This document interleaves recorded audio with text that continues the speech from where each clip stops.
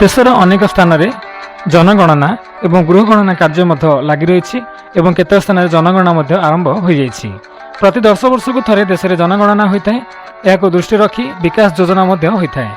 शेष थर पर 2011 देश में जनगणना होता 2021 जनगणना होबार थिला किंतु से समय समग्र पृथ्वी में कोरोना भाइरस आतंक लगी रही जो से समय संभव हो पारि नथिला।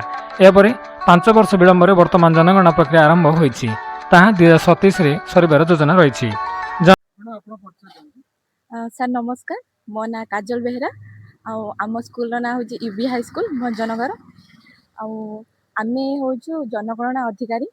मोर जो एरियाटा पड़ी खाला साई जो रेड क्रॉस रोड से एरिया मोर जनगणना पड़ी एवं आमे माने आपण एरिया को जो आसचु आपण माने हमको कोऑपरेट करंतु। कोऑपरेट करके सठिक तथ्य प्रदान कले आमर ये भंजनगर जनगणना बहुत भल भाव कार्यटा हो पारे।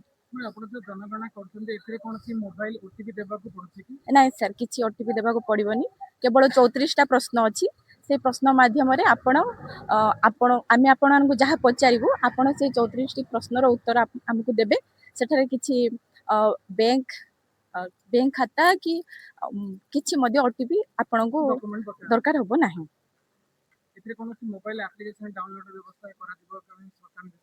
नहीं नहीं सर सेमती किछि निर्देश नाही। आमे जहाँ पचारू से उत्तरटा आपण माने देबे। सर किछि नाही, आपण माने हमको जदि कोऑपरेट करिवे तो आउरी भल से कामटा भल से हेई पारिबो। जनगणना गृह तालिकाकरण एवं गृह नंबर प्रदान हेउछि जनगणना प्रक्रियार प्रथम पर्याय। यार मुख्य उद्देश्य हेउछि देशर समस्त व्यवहृत एवं अव्यवहृत गृहगुड़िकर एक सठिक तालिका प्रस्तुत करबा। यार मुख्य दिगगुड़िक है प्रत्येक परिवार एवं व्यक्ति को सठिक भाव गणना करने प्रथमे से रोथुवा स्थान बा गृह को चिन्हट करने जरूरी गृह नंबर द्वारा ताहा होता है। कौन भी घर गणनार बाद पड़े नहीं, एकाधिक बार गणना होबार संभावना रहे नहीं। जनगणना कार्य नियोजित कर्मचारी एनुमिरेटर मानक पई निर्धारित अंचल चिन्हट करने सहज हुए यही प्रक्रिया माध्यम। नक्शा प्रस्तुति लेआउट मैप प्रथमे संपृक्त अंचलर एक हाथलेखा नक्शा प्रस्तुत करा जाए, जेउथिरे गली रास्ता एवं गृहगुड़िकर अवस्थिति दर्शा जाए। नंबर प्रदान साधारणतः एक निर्दिष्ट क्रम उत्तर पश्चिम कोण आरंभ करी प्रतिटी गृहर कांथ बा द्वार निकट में चक्र बा रंग नंबर लिखा जाए। तथ्य संग्रह नंबर देवा समय घर मालिक नाम, घरटी क्यों काम व्यवहृत होउछि, रहिबा पई दुकान बा कार्यालय एवं एठारे रहुथुवा सदस्यों संख्या भली प्राथमिक तथ्य संग्रह करा जाए। यह कहीं गुरुत्वपूर्ण, यही तालिका आधार ही द्वितीय पर्यायर जनसंख्या बा जनगणना पॉपुलेशन एनुमरेशन करा जाए। यह सरकार विभिन्न योजना यथा पानीय जल विद्युत संजोग एवं आवास योजना प्रस्तुत करिबारे सहाय्य करिथाए। संक्षेप कहले सेंसस हाउस नंबरिंग हेउछि प्रतिटी परिवार पाखरे पहुंचिया पय एक सुचिंतित मार्गचित्र। एहिभଳି भंजनगर तहसिल अंचल जनगणना प्रक्रिया आरंभ होइछि। जनगणना नियोजित प्राय 600 कर्मचारी वर्तमान घर को घर बुली नंबर करुछंती।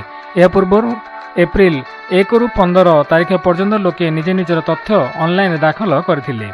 अपरपक्षे आज एप्रिल मासरे भंजनगर तहसिलदार अभिषा पट्टनायक एवं अतिरिक्त तहसिलदार अविनाश महार, कुलाड़ आरआई भगवान बेहरा सह अन्य गोपीनाथपुर, कुलाड़, नीलाद्रीपुर, खपरापल्ली जनगणना कार्य तदंत तदारख द्वारा tahsildar Abhisha Patnaik, revenue inspector Trilochan Biswal, RI Kulad Bhagwan Behera और संतोष कुमार माझी अधिकारी माने कुलाड़ ग्राम घर को घर कार्य अग्रगति निरीक्षण करते। यह समय तहसिलदार जनगणनार सठिक तथ्य संग्रह और नियम अनुसार काम संपादन पर कर्मचारी।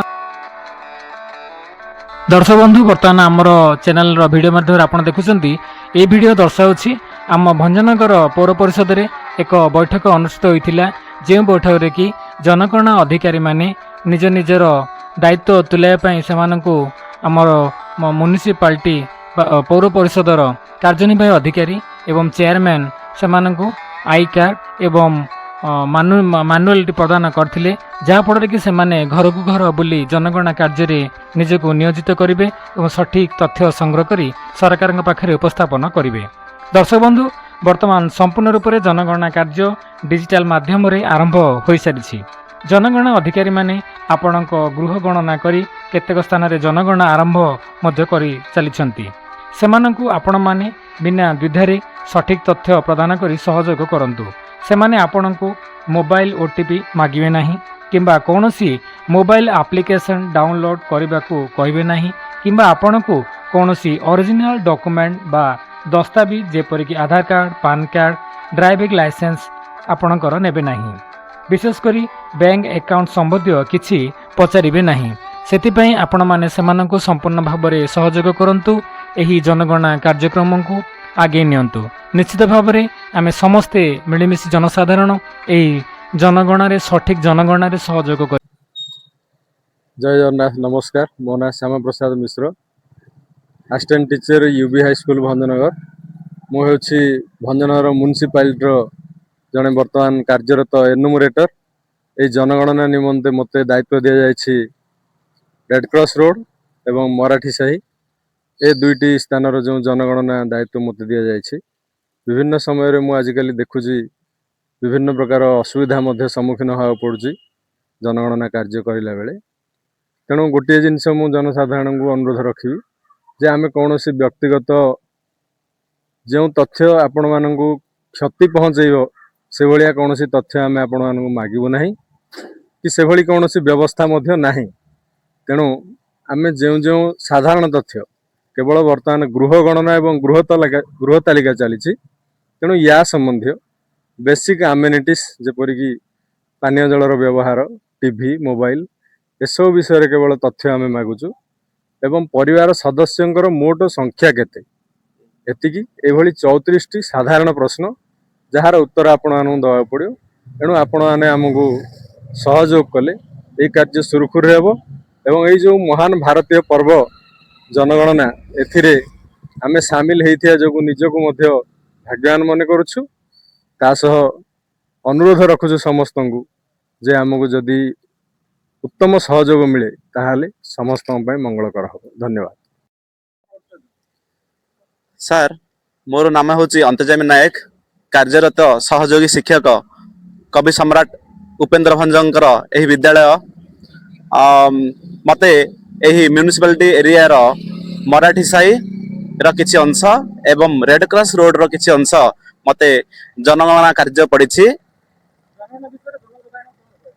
जनसाधारण को मुझे कहबी जे आम समस्त को आम एनुमरेटर भाई भौणी मान सहयोग करंतु जहाँ फल आपणकर तथ्य सुचारू रूपे से नहीं पारे। यही तथ्य कौन सी आपण मानक कौन प्रकार क्षति पहुँचे ना एति कहबी।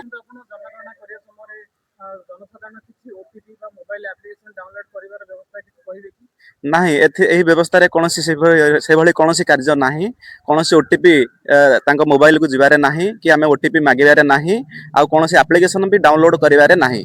जो 34 प्रकार प्रश्न रही अति सहज प्रश्न, जो प्रश्न उत्तर से देवे एथिरे कौन प्रकार से क्षति होबार आशंका नहीं।